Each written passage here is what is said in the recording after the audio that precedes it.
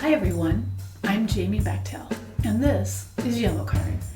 This podcast is focused on driving change in corporate cultures that have long been shaped by traditional leadership archetypes. That is a very fancy way to say we are trying to change norms dominated by old white guys. Are we proposing that old white guys are ubiquitously bad guys? Nope. But old white guys are largely responsible for having built our go-to model of corporate culture, and that model needs a few tweaks. Are women exempt from old white guy behavior? Are women universally good gals? Nope and nope. In these conversations, we will speak to all kinds of different people, ranging from experts and thought leaders to people who have found creative ways to break down barriers in order to demonstrate a new way to do business.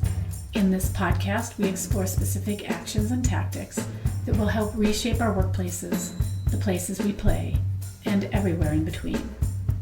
Yellowcard is, in and of itself, a powerful tool that transforms leadership dynamics. There are many other such tools that we will explore. In addition to building a toolkit, the Yellowcard platform seeks to build community. So whether you are someone looking for help in navigating a subpar workplace, you are someone with agency willing and eager to push back on a broken system, you're interested in building skills as an ally, or you just need to know you are not alone, welcome. We're glad you're here. Really don't stop me, I'm working those 6 degrees, I'm taking all that I need.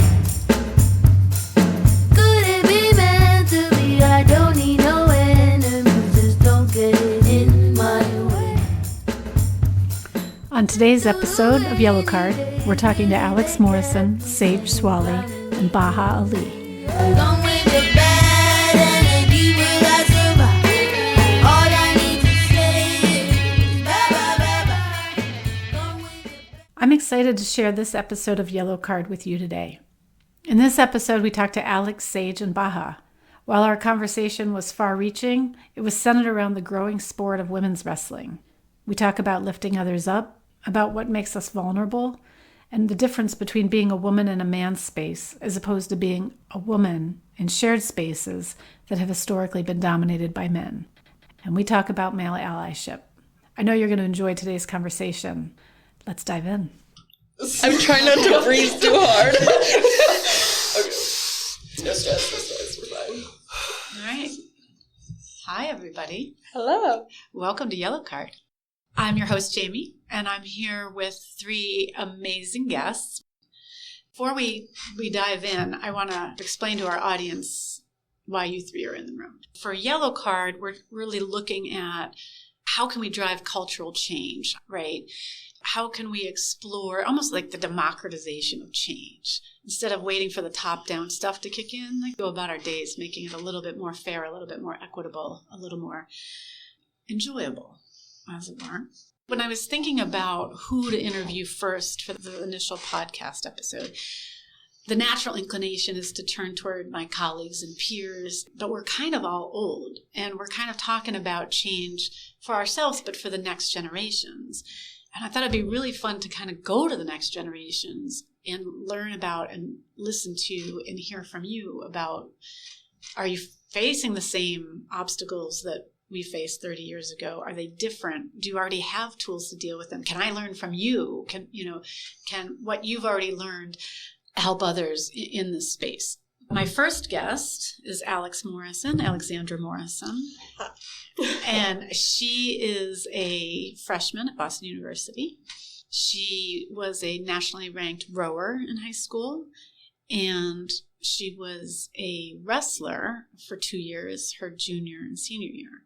Importantly, she's my daughter, so I do know her fairly well.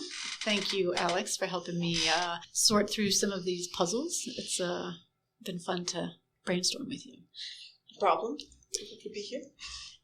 So Alex went to state and came in 10th, I think, something along 10th.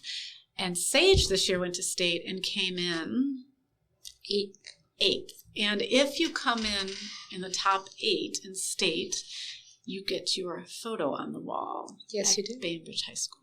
So to summarize, Sage will be the first woman in Bainbridge High history to have her photo on the wall for wrestling. And it's not up yet because Sage has one more year of wrestling and she might top her 8th position. So they're holding off till next year. Stay tuned. And then Baha, how many years did you wrestle, Baha? Just finished my 3rd year wrestling. And how did you do this year? I did pretty all right. I qualified for state as an alternate. Unfortunately, during the latter end of my season, right before districts, I fractured my left ankle. Right before regionals, when I qualified for regionals, I fractured my right ankle. But I qualified for state as an alternate, and it was really a great opportunity. I was happy to be there. I was happy to be there with the team. I was happy to see Sage wrestle and the rest of our teammates who made it and got to compete at state. It was amazing all around. Importantly, the reason Baha is here is because I asked Sage and Alex, there was a guy on the team who made them feel welcome, who helped create a space for them to thrive, and they picked you. And so you're kind of here in your male allyship role. Yeah, I mean, it's really an honor. I'm so happy that I'm here.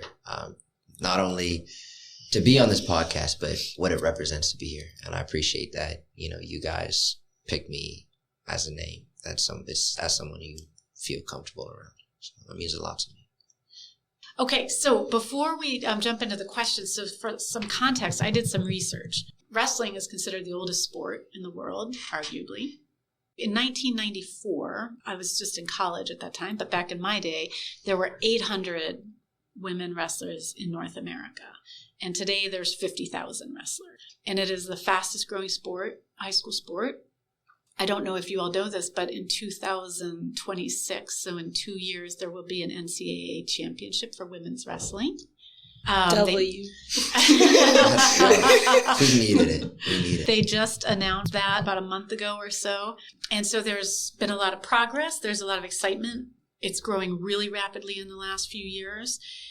And yet there's still a lot of work to be done. There aren't that many female coaches. There are very few female refs. So it's one of those situations where we have to stop and honor and be excited about the progress that we've made and recognize that there's a lot of room to go here, but you all are on the forefront of that. So let's dive in.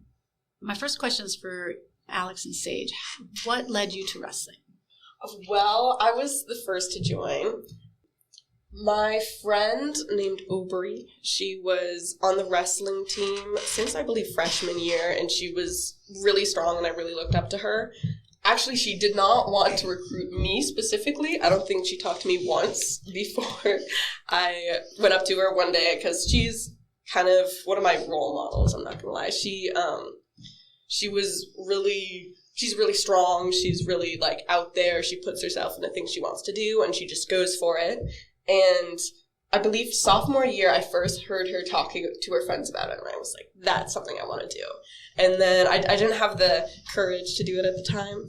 But the next year, she was going around trying to get at least one other girl to join because she was the only girl on the team. And I walked up to her and I was like, hey, can I join? And she had never talked to me more than like in passing. And she was like, sure. And that was kind of my introduction. I don't know. I like the idea of doing like fighting sport or something to like see how far I can go and push myself to my limits. And I felt that wrestling would be a really good way to do that. And what about, you said your sophomore year, you didn't have the courage to, like, what was the barrier there? Well, I don't know. I didn't really feel like I was, not really worthy of it in a way. Like, I don't know. I was just, she was so strong and powerful and confident in herself, and I didn't really feel like, also I didn't know her, so going up to her and being like, hey, I'll join, I felt like I was like kind of getting into her space or something, and I don't know. I didn't want to invade. So your entree into wrestling was really through a woman a representative, like somebody who was doing it, somebody who you looked up to. Correct. Gotcha. What about you, Sage? Pretty much the same. It was my first one was Alex. I really looked up to Alex, and she was just this being, like, I'm 2 years behind Alex, so she was on varsity, and I was not, or I was in new varsity for rowing. In rowing, sorry. And she was just telling these other people, like, let's get more people. Like, she was so adamant about more girls on the wrestling team, and she was just so excited to be going to this wrestling. And I was just like, that sounds kind of cool. So just something in me was like, I'm doing that. And I just kind of decided that I was going to do it. And I didn't know anything about wrestling. When I first started, they gave me headgear. And I didn't even know what that was. I was like, what is that? You want me to wear that? Absolutely not. So it was just really funny because I was just so determined. Like, my dad absolutely did not want me doing it. Like, I had to, like, write an essay about why I would do it. So it was just... What were your dad's hesitations? My stepmom's a physical therapist, so I think it's kind of like, I think some of her point of views rubbed off on him a little bit, as in it can be really dangerous, and a lot of the patients that she's treated have done football and wrestling. Those are the two sports he did not want his kids doing, and those are the two sports I want to do. So it was... I didn't really do any... What was really funny is I went in not knowing anything about wrestling, but I knew a lot of statistics about getting hurt in wrestling, but, like, not anything else. I made up my mind. I was like, I'm doing it. Knew relatively nothing about it, and I just did it, and it was amazing. What about you, Baha? What drew you to wrestling? It's both a long and a short story, but I'll condense it. During my sophomore year of high school, coming out of COVID, I was having kind of a tough time dealing with school, being my first year of in-person high school, normal high school stuff, drama. I'm not going to lie to you. I just got dumped by, like, my first real girlfriend. I was just sad and angry all the time. I was like, man. And I had this friend in my chemistry class, and he was talking to me. He was like, yeah, wrestling season coming up. I said, what? He's like, the wrestling season coming up, you should join. His name was Owen Williams. Oh. And I'm going to be honest, like, at this point, I literally never even heard of someone wrestling. Like, I knew it was a thing, but I didn't even know it was a high school sport. But I knew about the uniform. I knew about the singlets. And I'm like, I promise you, there is nothing you can do to get me in one of those singlets. And then 3 weeks later, guess what I was wearing? Yeah, well, I don't know. It was kind of just it was Owen just pestering me over and over. Join wrestling, man. It will be fun. No, it's not going to be fun. That's weird. It's weird. It's a weird sport. You're just wrestling sweaty dudes. I don't want to do that. He's like, it's fun, man. And I had nothing else at the time. I didn't have a real hobby. And then I fell in love with the sport. The team gave me a family. I started working out, which just made me feel better. I felt stronger. My mind felt clearer. Just everything about the sport, almost everything about the sport at least, I absolutely fell in love with it. It's something that I really wish everyone could experience, to have that feeling towards something. Well, and what you're describing is really what drew me into this conversation, because I think because of gender stereotyping, we've drawn the conclusion that women don't enjoy the physicality of sport necessarily as much as men. They don't like the combative sports. They don't, we've over time had this assumption, and I think one of the biggest smiles I've ever seen on Alex's face was after the last round at state last year. Bloody nose, both of them had bloody noses, black eyes, bruises all over the body, and there's a big grin, which we'll put up on the podcast webpage, of course. The most beautiful photo. Our new listeners, this is the first gift I give you of many. But Bob, I'd be curious to hear from you. You mentioned the sweaty dudes and the singlets. Were you surprised to see women on the team? Yeah. I mean, as I said, I knew nothing about the sport. And all I knew about the sport is that my friend Owen did it. And I didn't, maybe surprised isn't the right word, but I wasn't expecting it. When he brought me in, gender wasn't something we talked about, but the assumption in my mind was that I would only be wrestling dudes. So because I thought, well, we would have only men on our team. And fortunately, I was wrong. I've had a lot of great experiences with everyone on the team. Just about everybody on the team has shown me great kindness and respect. But yeah, I was not expecting that, to be honest. And I'll say right now, they whoop on me. Alex is probably the number one proprietor of that, of beating my butt, man. Yeah, it kind of is. I think I still have scars from the things you've done to me. Okay. She's insane, though. Yeah.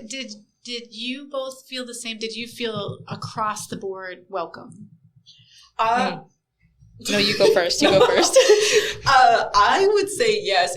I think I had a different experience than a lot of the girls that are now wrestling did, because the only other girl on the team was Aubrey, and she was a dude. Like, she was just like talking with all the guys. They would talk about video games. They were just like homies, and I just kind of came in and everybody was just like, another one. And so I was just kind of accepted as her partner.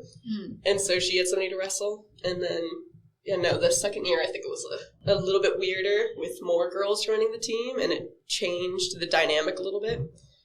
Let's talk. So you had an interesting response to the question. I was a bit different. I came in with a group of, 5 other girls? So we had, there was girls, so it didn't force me to, be immersed in the group of guys.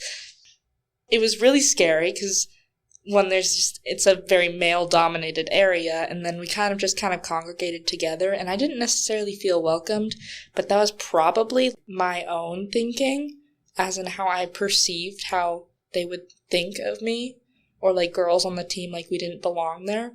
In my head, I didn't feel like I belonged there, so it kind of was a little bit of projection on my part. What's your reaction to their initial thoughts? I mean, I totally understand. When I first came into the wrestling room, it scared me, So I totally see where that comes from, how that could be kind of awkward. It was almost like the team almost had this unintentional segregation between men and women. Really, we're one team. We should be one unit, and we need to treat each other that way. But because of the nature of the sport and how we drill and how we practice, it almost ended up being two groups, it's a men and a women's team. Wrestling's an individual sport. You go onto the mat by yourself. So there's no need for a men and women's team. We're all practicing in the same room. We all, we're all training together. We're all trying to get better together, and everyone in the room needs to be one unit if we want that to happen. And so especially, I think it's because of the guys. I think it's because the guy, I'll admit it, it's we act in certain ways that aren't always appropriate or aren't always welcoming. Sage was talking about, it's an extremely male-dominated sport. And that's something that I think a lot of the men on the team need to be aware of and need to think about consciously, so we can welcome more women onto our team. We can welcome more women into the sport and grow the sport. That's what's important to me. I agree with that, because it was something that I was thinking about. So oh my goodness, this is just so crazy, or so weird for me to be doing. But then if thinking about it now, they probably didn't really think twice about it, which I think it might be something that they should have. They're just doing their own thing, and that's okay. But then I feel sometimes there needs to be some conscious thinking in that. But it's interesting how fast how easy it is to get to systematic thinking, right? And that systematic norm of, this is a male space, so this is how I feel going into it. And maybe the dudes aren't thinking of anything of it, but that's, as you say, that's kind of also a problem, that they need to be proactively thinking about it and asking themselves, hey, how can I make not only a freshman dude feel welcome, but how can I make women feel welcome? How can I demonstrate leadership in this space?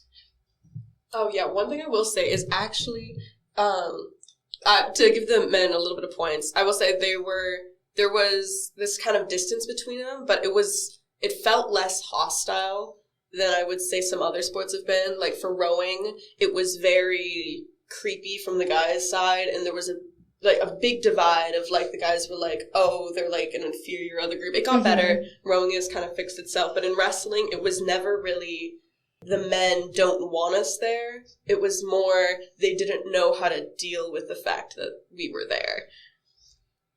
In your experience, as you moved past your first few weeks or your first few months or even your first year, and you went back the second year with more experience under your belt, I'd be curious, how did you make maybe the next group of women feel more comfortable? Did you feel more comfortable? Did some of those initial hesitations disappear? Was it just that's the way it was going to be for your wrestling careers?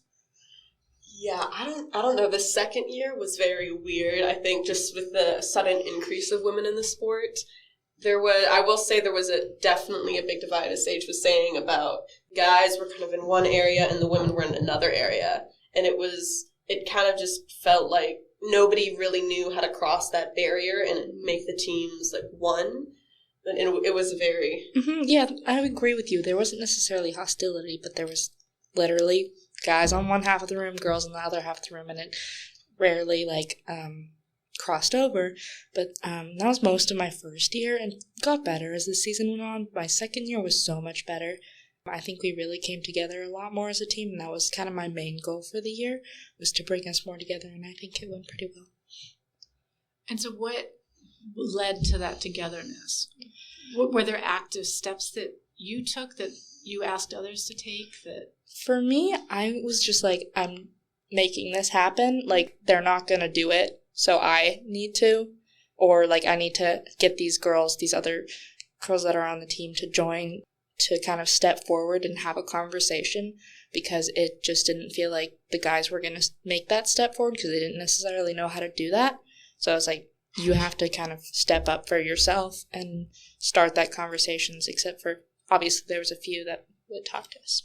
So, Baha, you started as a sophomore, so you had 3 years on the wrestling team, right? By the time you got to be a senior, and there's now gone from, 1 or 2 women around to a handful of women around, and you have the younger guys coming on, did you feel more experienced? Obviously, there was less shock that there were women there, but did you sort of see the innocence and shock in the younger kids and feel like you had a role in modeling how to interact with women on a wrestling team, right? Like, stop, dude, chill out. It's fine. Yeah, I mean, I definitely did my best. Unfortunately, as I'm sure we will get into later in this podcast, there were many instances that I couldn't get ahead of.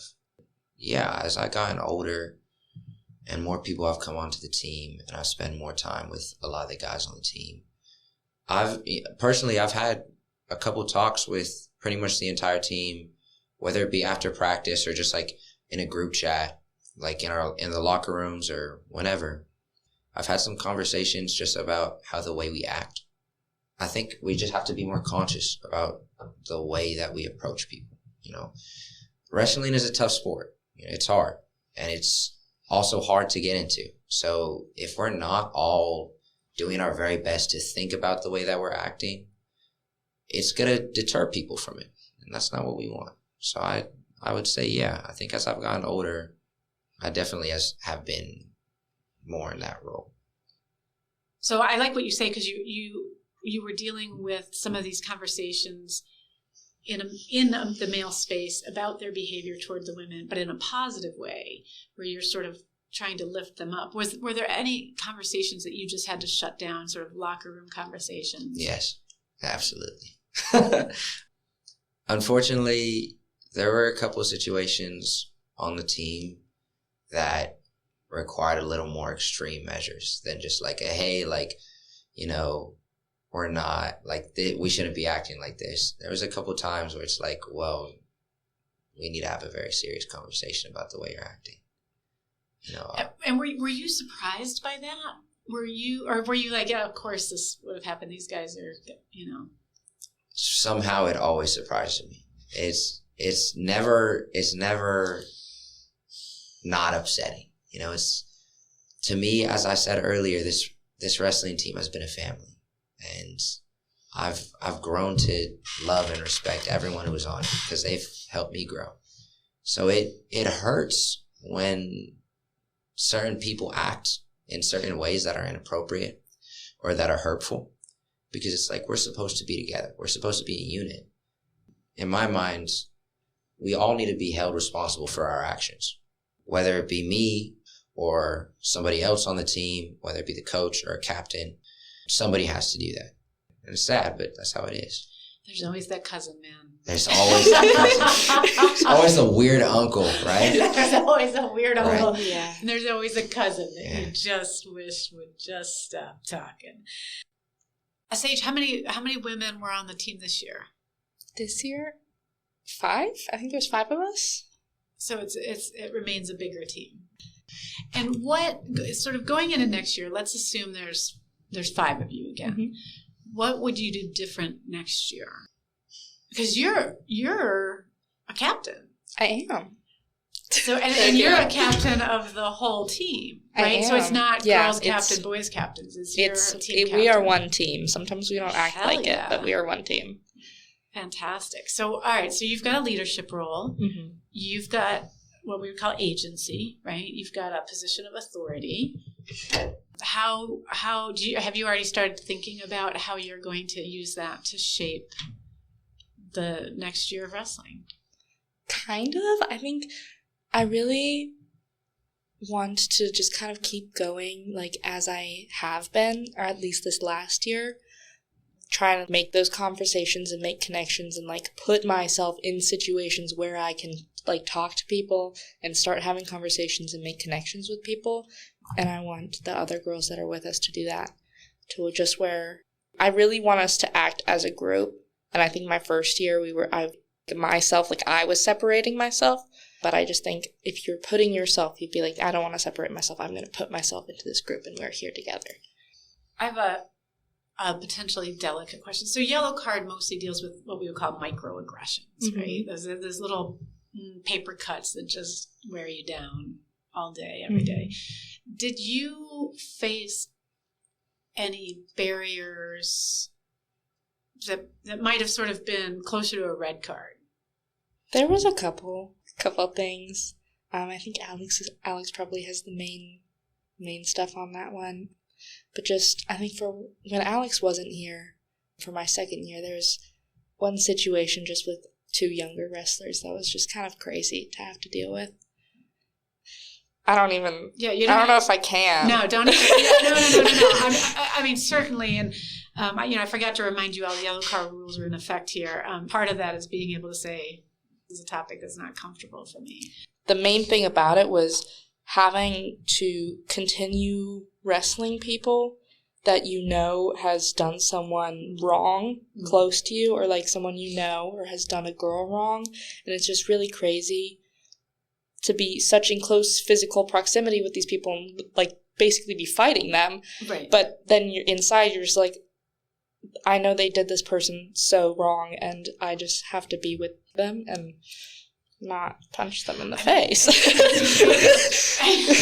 That's really well, and it's interesting too because I mean that's a little bit what like the workplace is, right? Like right. So work is sort of this weird space where it's a group of people we don't choose to be with. They're, a random assortment, and as these microaggressions build up, or yellow card or red card situations, you still have to show up to work every day and get your paycheck, and that's what's that toxicity. And I think the hunger for this conversation is about, and so the wrestling is almost taking it to an extreme. And I remember, Alex, one year that you were wrestling, it had never dawned on me.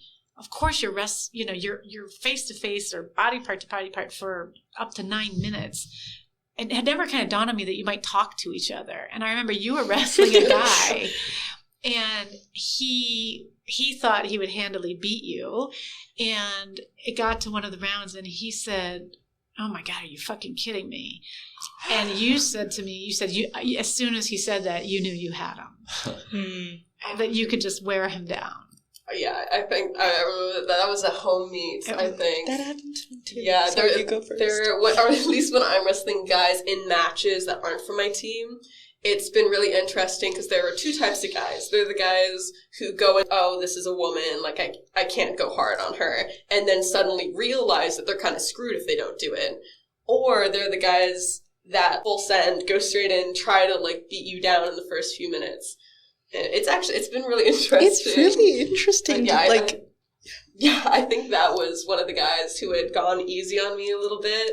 And with wrestling Baha and some other guys, if I can last the storm of the first few minutes, I can get them.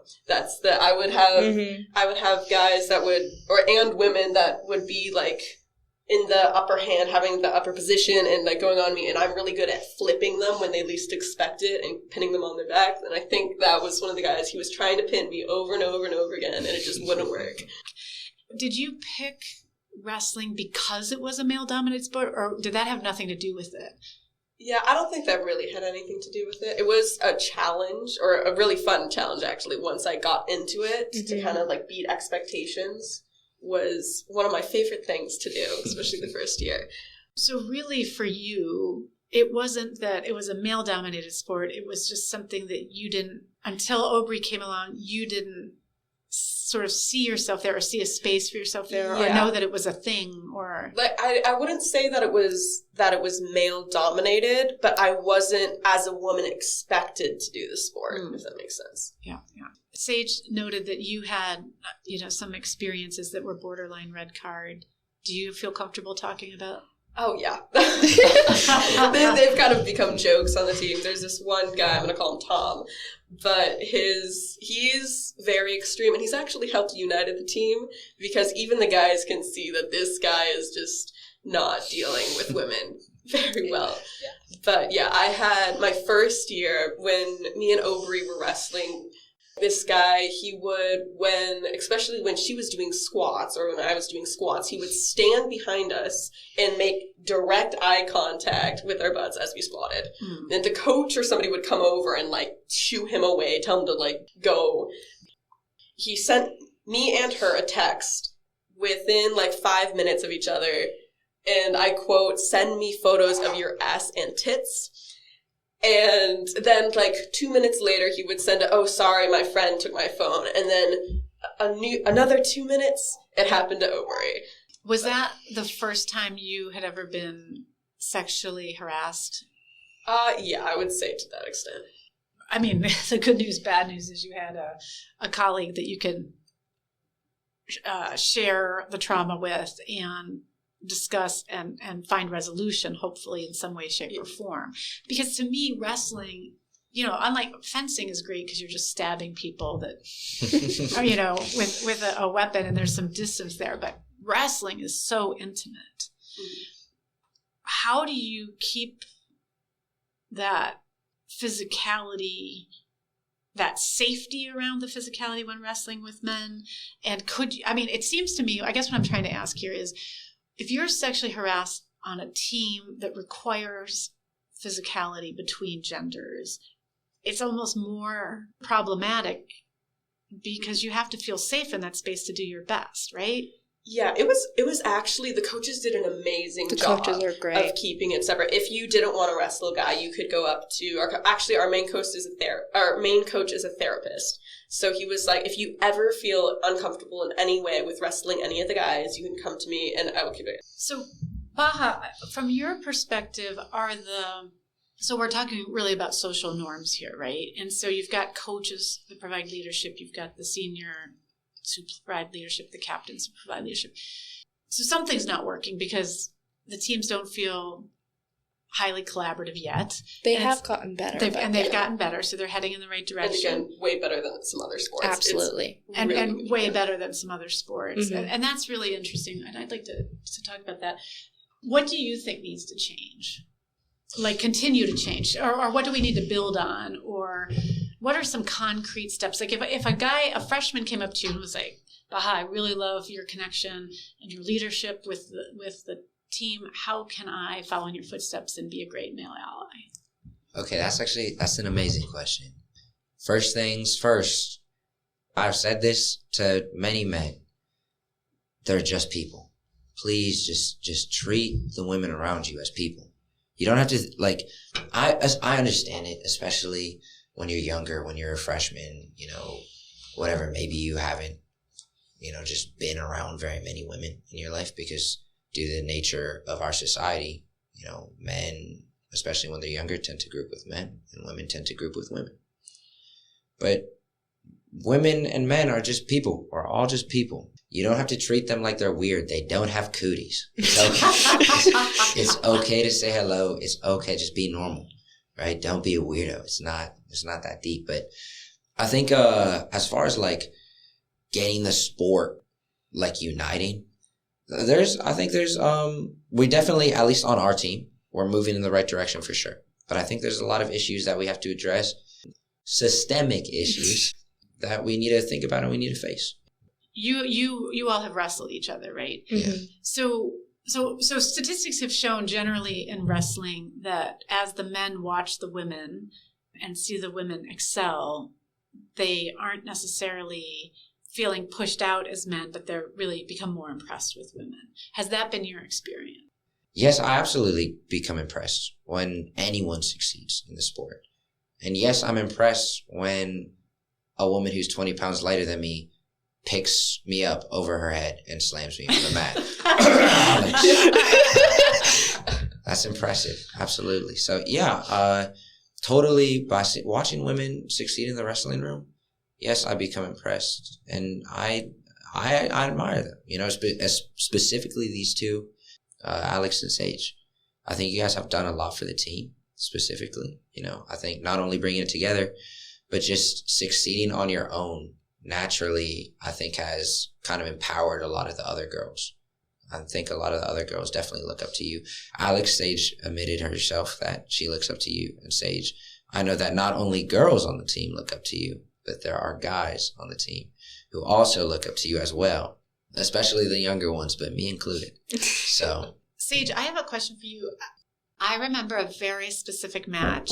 It was an away match where you did not win the match, but you walked off that mat like a badass. Like you're like I saw like I'm kind of getting teary-eyed.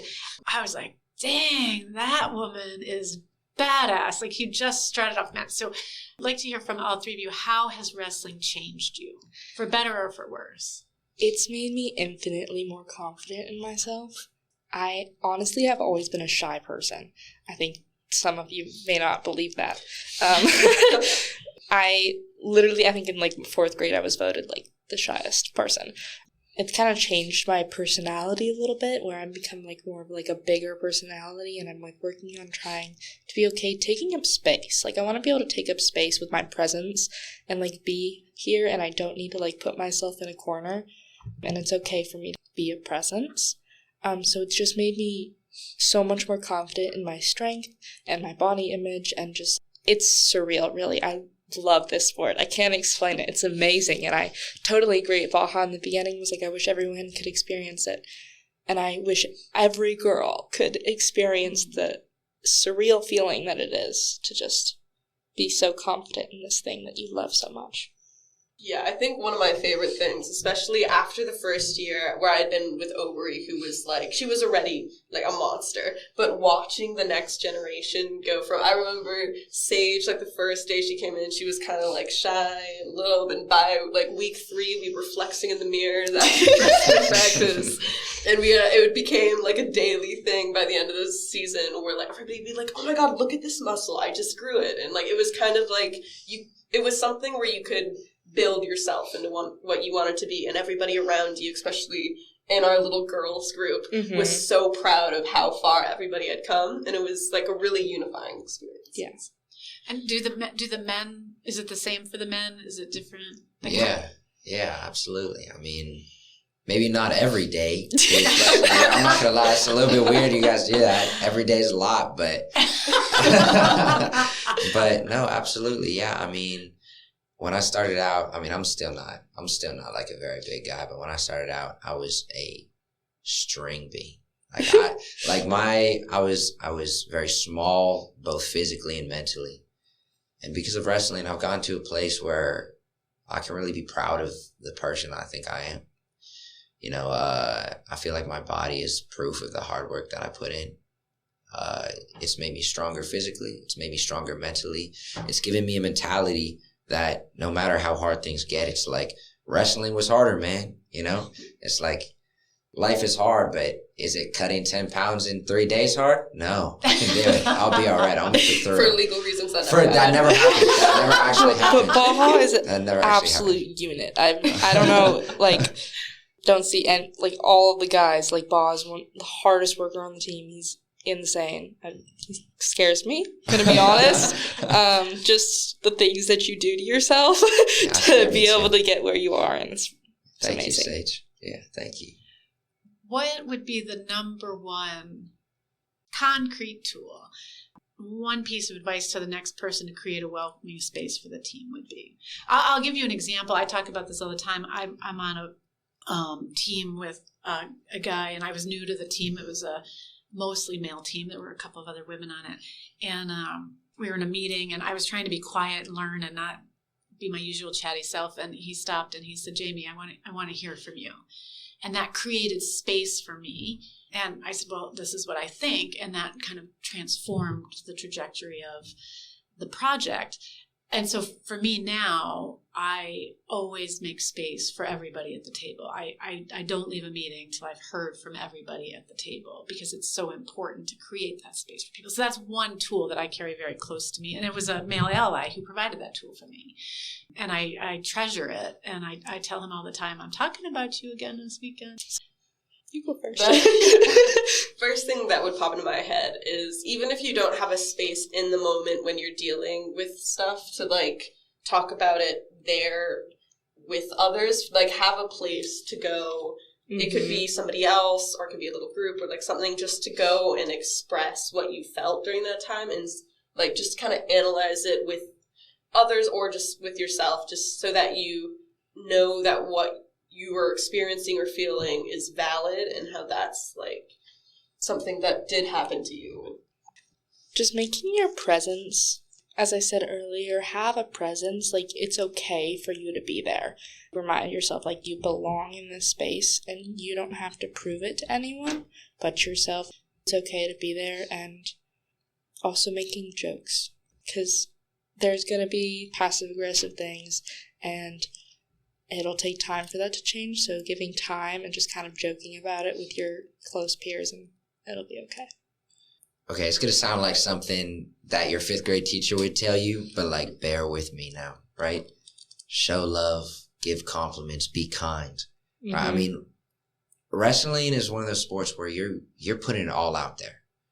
There is no better feeling than winning a wrestling match, and there is no worse feeling than losing one. But even aside from actual competition, right, we go Monday, Wednesday, Friday, 7 a.m. workouts, right? And then during the season, Monday through Friday is practice every day. We're all trying to get stronger. We're all trying to build our bodies. We're all trying to build our minds. We're all trying to build our skills. It's so awful when you're working so hard towards something and someone's trying to put you down. It feels terrible. But when maybe you hit a new personal record in the gym, and then everyone starts hyping you up, it feels amazing. It makes you want to keep going. Maybe you beat someone that you don't usually beat, right? And they congratulate you, or, validate your teammates, validate the people around you. We have to create a community that brings each other up. It's interesting that you say that. I was just talking to a colleague this morning, a friend and colleague, about reward, and how it can't always be, the process of Yellowcard can't always be what's being done wrong. It has to also talk about what's being done right, which is really exciting that, you're here to represent that. And so basically engage others to help validate you, learn to validate yourself, and learn to own that space and practice.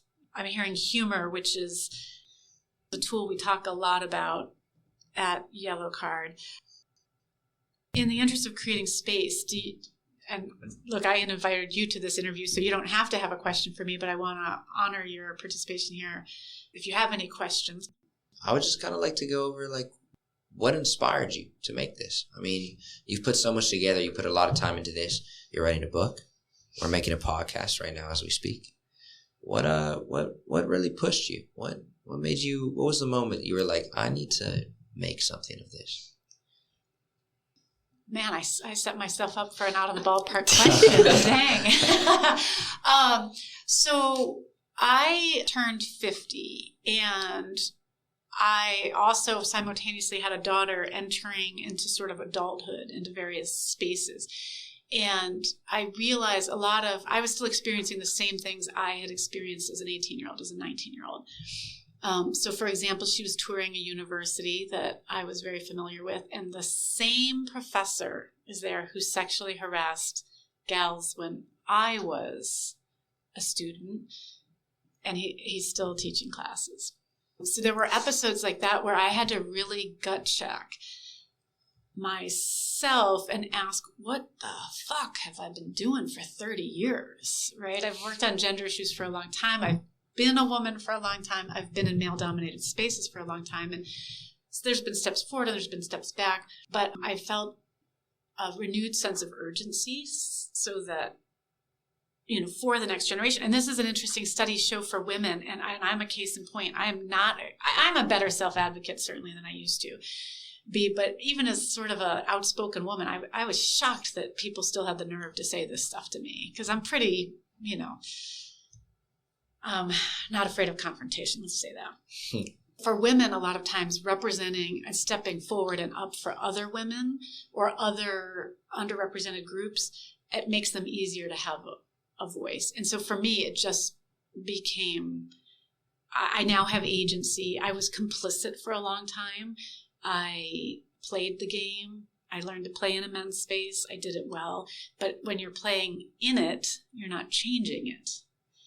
And I got really tired of these leadership books that were telling me that I had to change. And I finally kind of got to a place, and God knows, I hope it takes the three of you a lot less time than it took me to have the courage to say, wait, it's not me. It's the place, right? So I think it was a combination of personal experience, sense of responsibility, and a little bit of guilt. It was just time to drive change at a different level.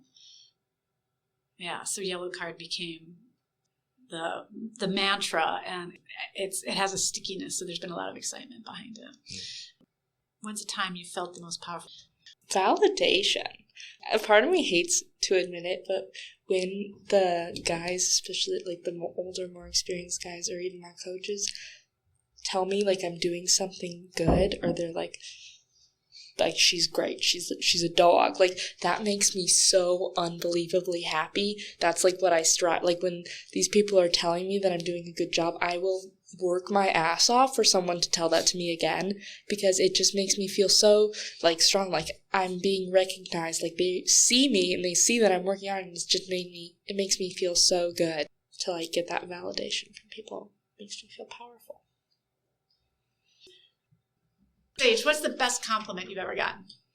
One of my favorites, to start off, it was kind of weird to like think about how this is how we, in society, how we put like, oh, you have big balls, is saying you're good, you're strong, like tough, you're brave. And I just read this thing the other day, how that's such a weird analogy to say, like, if you're a pussy, you're bad, and if you've got big balls, you're good. And then I was just like, oh, damn. Because one of my favorite compliments is saying, like, people have told me Sage has got that testosterone, like she's got that roid rage. And it made me so happy when people told me that. But then I was thinking about it after reading that, and I was just, oh, that's saying like I'm a man. And I'm not a man. But it was kind of crazy to think about. We do talk about words to just ditch in Yellowcard. Balls is probably one of them. It's tough because balls to the wall is one of my favorite sayings. But it is, there are sort of gender stereotypes that permeate. And yet we're still in that culture. But it makes you so happy. Like it felt so rewarding for someone to say that to me. And then I was just like, oh. What about you, Baha? What's the best compliment you've ever gotten? Man, that's a good question. One of our captains told me my eyes was pretty once. I really appreciate that. That was really sweet of him to say. But that was really funny. So I like that one. That was really cool. What about you, Alex? my coach from wrestling had told me how proud he was of me. He was just so confident in my ability to go far and just what I had built. And I love it. Well, and your coach in particular, those are pretty powerful words. Oh, yeah. Mhm. Absolutely. He's pretty tight to the chest. I think it was actually really helpful because he gives you compliments, but he'll let you know if you're not doing well. So then once you get those compliments, you know that they're genuine. You know that you earned them. Last question. I'm going to cry. Yeah. Would your 4th grade self think that you're cool? I think so. Yeah. As I've said earlier, I was voted the shyest kid in my class in 4th grade, actually. So I think she would be really shocked, and I think you should be really proud. Yeah, that's a great question. I actually, I saw something about that when I was very young. And I actually try and strive to be someone that my younger self would be proud of, because I think me as a kid was probably a much better guy than I am. And he saw the world in a much better way than I do. So I think he would. I really try to strive to make that little guy proud of me. Well, in wrapping up, you can see the tears on my face. First of all, you're all cool. Like, that was sort of a trick question because you're so fucking cool. It's mind-blowing. I want to close with my compliments to you. Baha, I was really struck with you talked about kindness and spreading kindness in 5th grade, and I don't think we talk about that with men enough. I was saying kindness isn't pie. So I love that you were the one here that brought that up and the need for that, and I really thank you for that. Thank you. Sage and Alex, man. You are incredibly cool people, and you really give me hope. Sort of self-reflective and aware of. It was probably 3 years ago when I learned that it was okay to take up space. And it's not just that you're badasses, but that you're so collaboratively badass. Like, you're so willing to share your power at this age. And again, that's something I didn't even know was a thing. And so it's like you learn and share and learn and share. And I am fucking impressed with all 3 of you. I treasure this conversation. I was excited about it. I thought it'd be really cool. I'm humbled by your presence, and I really appreciate your time today. Thank you so much. Yeah, we appreciate you for bringing us on here. I was really excited. That was fun. You guys got me nervous. All right. Thanks for your time. Thank you. Thank you.